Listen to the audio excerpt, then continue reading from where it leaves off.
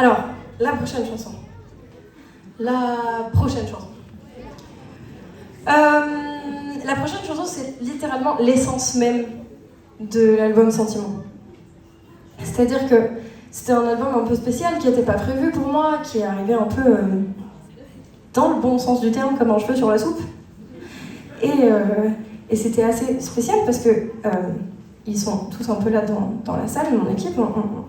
On était un peu en mode ok, on fait un petit stand-by parce que de toute façon tu tournes un film, on vient de sortir de la tournée, on va enchaîner avec un gros album, on met tout en stand-by, on voit ce qui se passe à la rentrée. Nous, ok, très bien.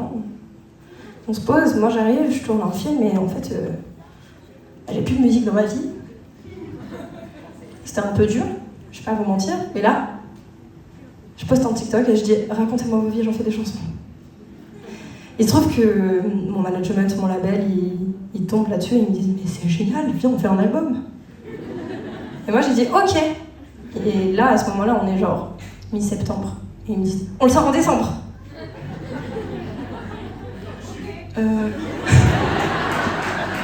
Alors sachez que vous venez d'entendre la voix de Mathéo, mon manager. Donc moi je dis ok. Et je commence à regarder toutes les chansons que j'ai déjà faites sur ce truc que je faisais pour m'amuser en fait.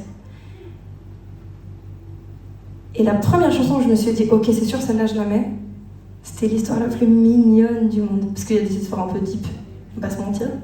Mais il y avait cette histoire-là. C'est l'histoire d'une dame qui venait de vivre un divorce pas sympa.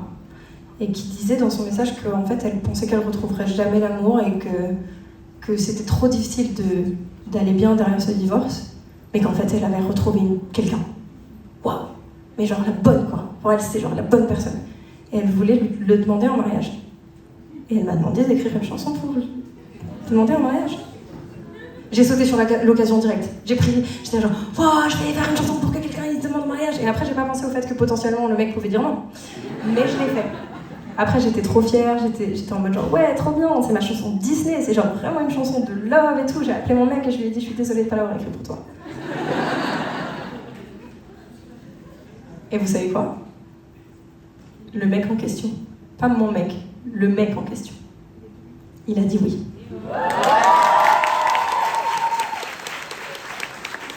Ça s'appelle Tu m'as dit.